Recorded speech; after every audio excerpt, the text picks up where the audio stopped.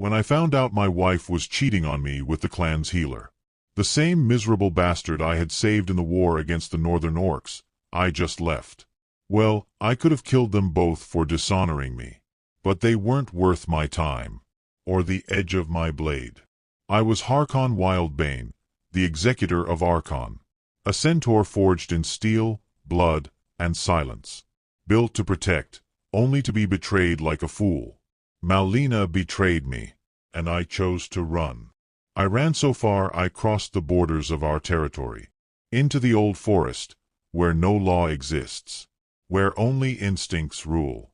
And that's where I saw her. You know when the ground crumbles beneath you, yet you still stand? Because you were trained to endure anything? Yeah. Almost anything. What I couldn't endure was seeing her ride another. Yes.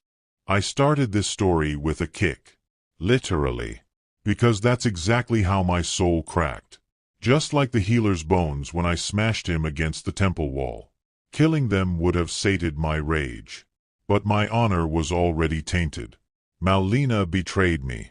The woman I vowed before my clan to love and protect for life betrayed me. And what hurt the most wasn't the act itself. It was the cruel irony of it all. I am Harkon Wildbane, executor of the Arkan clan, the centaur who crushed legions, toppled fortresses, saved kingdoms, and got replaced by a scrawny twig with herbal oil and a voice like a songbird. Fuck. She was my wife, my sworn partner, and there she was, sweaty, breathless, legs wrapped around that bastard. In the same sacred hall where we made offerings to the old gods.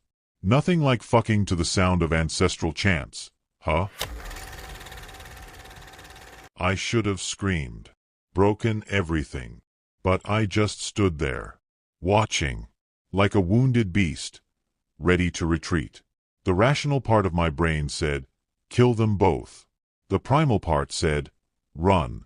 They're not worth your blade. I chose to run. My brothers will call me weak.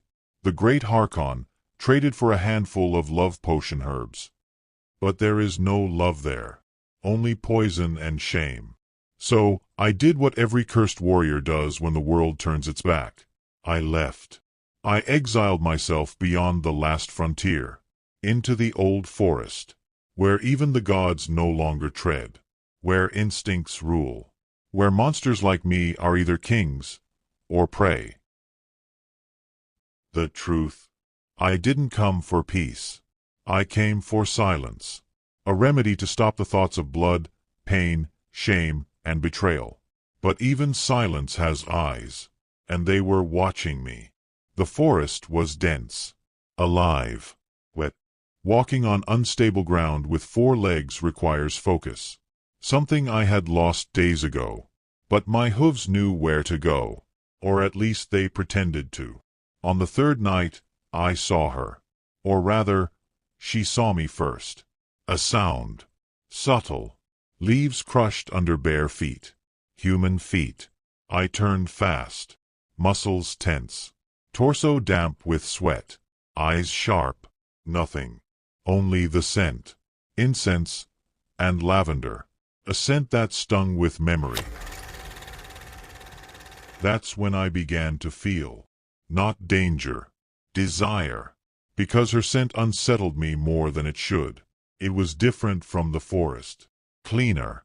More feminine. A unique blend that sent my senses reeling. The next day, I saw her.